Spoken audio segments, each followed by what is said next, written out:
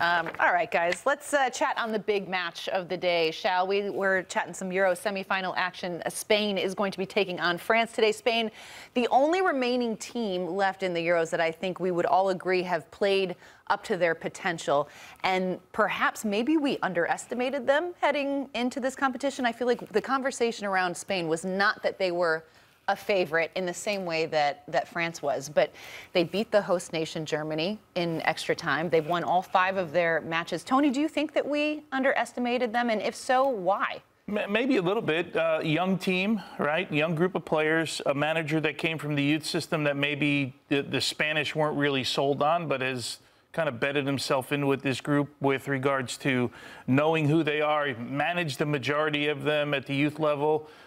And we talked about it yesterday, right? They have a clear style of play. They know who they are, and they're unapologetic about who they are. They want to have the ball. Although this team is a little bit more direct than we saw 4 years ago in this competition, but they are entertaining nonetheless. They love to score goals. They love to get forward. They get really good performances, especially in this midfield. Of course, you're seeing Yamal here, who's one of the stars of the tournament. Between him and Nico Williams, who I know we'll get to in a little bit, Charlie, this group has been by far, if you're going to turn on a TV and just by accident turn on a game that's going to be entertaining to watch, these guys have been entertaining. He's spot on. I think the youth, the inexperience that you're saying, at the international level, I don't know if Lamine Yamal is going to have that impact that he had at Barcelona. I don't know if Nico Williams is going to be able to continue his fantastic form from the season, but they've done that. And when you look at how Rodri, who has connected the most passes in these Euros, being able to find them isolated 1v1 and generating chances from those one-on-one matchups, it's just been incredible. And then Morata, who hasn't been sensational, but when you have 2 wingers like that, you have so much more space and there's opportunities to play. So the biggest miss for the Spanish side, though, is going to be Carvajal, who's suspended. Yeah. We saw him come up big for Real Madrid in the Champions League final. He came up big in the match against Germany. Some huge, massive tackles. Experience in Carvajal is invaluable. Yeah. You do get experience in Jesus Navas. Oh, are we really going to talk about Jesus Navas defending? But relax, I'm not saying I don't think you can even compare them at this point. No. Like, they both bring experience to the table, but give me, at this point in time, give me Carvajal over Jesus Navas every time. How important is experience, especially against France? It is very important, but you need to be defensively sound as well. And I think Carvajal brings a lot more to the table than Jesus Navas. And Spain is going to have to see where they can make up. Also, Lenormand is suspended as well, so you're going to have to put Nacho in there. So that's not as bad. The drop-off. Again, I don't want to disrespect Jesus Navas because he's had an unbelievable career. Right, but he's still good enough. Right. Mbappe. He's still good enough to be on the national team. But but we're talking about. I agree with everything you're saying. It's going to be the absolute monsters and the athletes that he's going to have to deal with in terms of pace and strength. It's a different ask for Jesus Navas than it would be with Dani Carvajal, who's proven he can do that. Yeah, absolutely. And I think from De La Fuente's standpoint, right, you look at a guy, okay, we don't have Carvajal, so I need somebody that's not going to be in awe of this mission, right? And the guy that's, I think he's, 37 or 38 years old now. And Jesus Navas. Navas, 38. He's 38, okay. So he's not going to, this is not going to be overwhelming for him, right? He's been in these situations before. He'll do it a little bit differently. He probably won't pressure Mbappe, like go step up to him at midfield and give him a lot of space to run in. So he'll do it in a different way. But I think from De La Fuente's standpoint, like he doesn't really have a choice right now. He's got to depend. So at least he's got a guy with experience that understands the moment. And it's 90 minutes. It's not like his legs will be tired from playing a whole bunch of minutes this competition. They will be after 90 minutes, You guys will tell me, but to help Jesus Navas, you got to get Lamine Yamal to be tracking back, because if they double you up with Mbappe and Theo, who loves getting high, and that combination could result lethal for Spain. And mind you, Nacho is also coming into it. So you have on that the side, right weaker side. For Spain is going to be under immense pressure, because Deschamps is going to say, okay, this is one point of attack for us that we have to make sure we're putting a lot of pressure on Spain, and which Lamine Yamal is going to have to do a lot of defending, which obviously takes away from their attack. Let's chat on the other side of this matchup and looking at France, who entered the Euros as, I think, the clear favorite probably. If you look at that roster on paper, it is absolutely stacked. But it's been kind of just a lackluster performance overall from them. They've only scored 3 goals in this competition. Mind you, they've been very sound defensively. But for them, how important is a healthy Mbappe going to be for them? Because he suffered that broken nose, and you do see the effects of that, and it feels like they just haven't been able to kind of put it all together with him, and he is the massive piece that's been missing for them, Tony. Yeah, he's the one guy, as Charlie was just talking about. This needs to be his day, right? Because if you look at these matchups and you look at Navas on that side, you're thinking this is where we can win the game. But when I look at this French side, and I still, especially in wide areas, Dembele and Mbappe look like they've been on an island when they get the ball, right? There's no connective passes. There's nothing. There's not a lot of combination play. There's a couple guys that have stood out to me, though.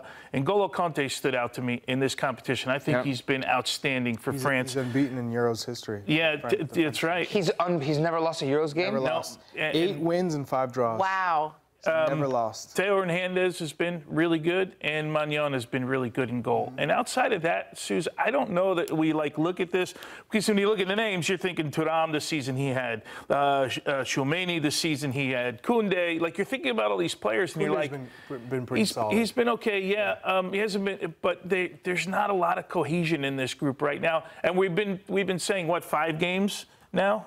It's coming this game, it's coming this game, it's coming this game, and we haven't gotten there. And to your point, in the attacking third, the thing that they're missing, it seems like, is Olivier Giroud, what he brought to the team, being consistent, the positioning. You knew how he was playing, and the 2 wingers could work off of him, Mbappe or Thuram, Mbappe or Dembele or Kolo Muani.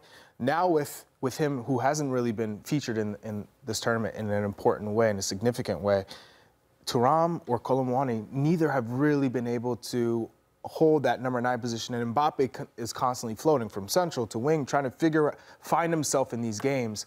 And like you said, it's been disjointed, and Dembele has been so wasteful when he has been on the pitch. So, it's... Do you think Didier Deschamps will make that change? Do you think this is the match in which he'll maybe change things up because things haven't been working as well as they would have wanted? I'm surprised that he might start without Griezmann, who hasn't been playing well, and go back to probably France's best performance at a major tournament.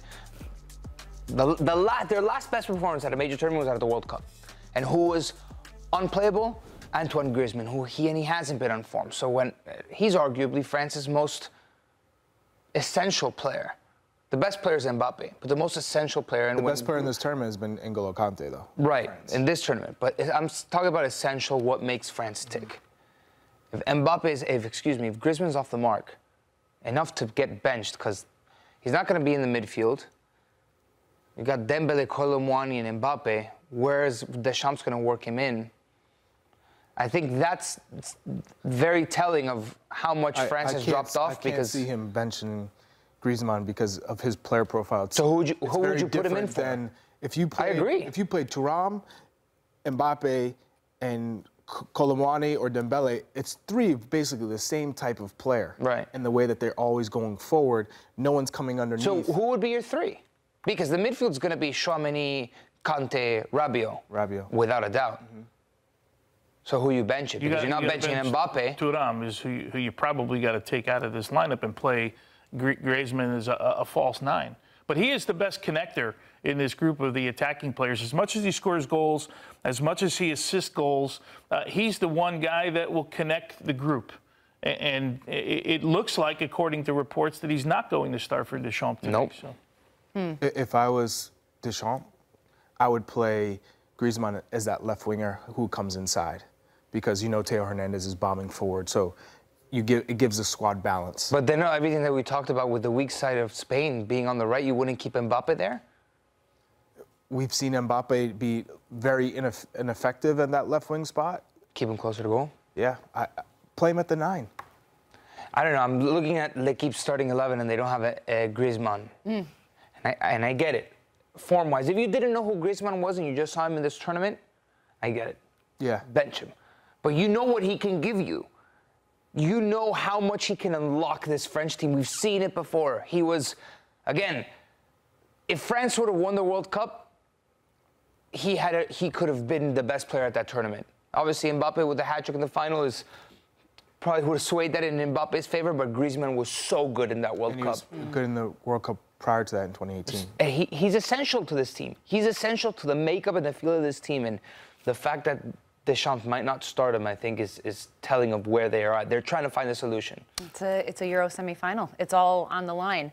I'm going to ask a question to the group on both sides of this matchup. In order for Spain to advance, X needs to happen. Tony, what would you say that is? The possession percentage needs to be in their favor, for sure. They need to keep the ball more than France and let France chase.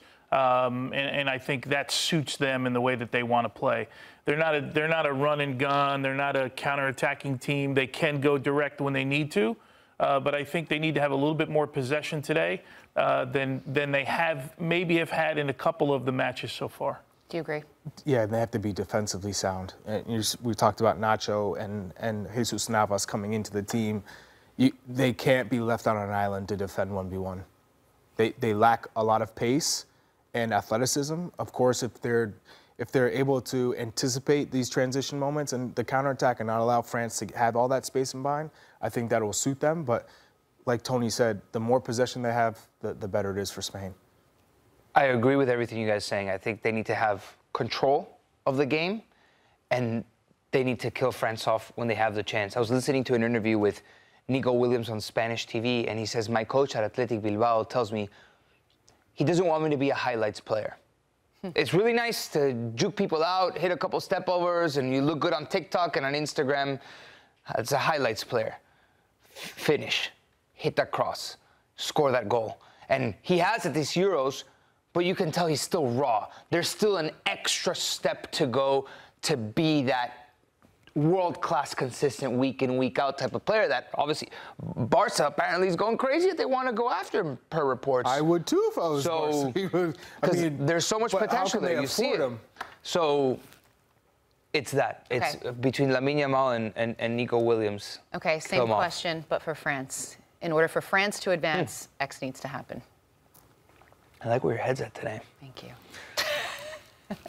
you. She came in with an agenda today. Yeah. They need to step up a couple of gears and bring a dynamic that we haven't seen at this Euros from them. They need to be more efficient in the final third. That's it. Just clear ideas and not isolating players 1v1 and making it an individual tournament in the final third for France.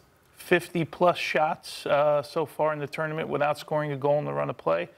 Final third. They need to score goals when they have opportunities.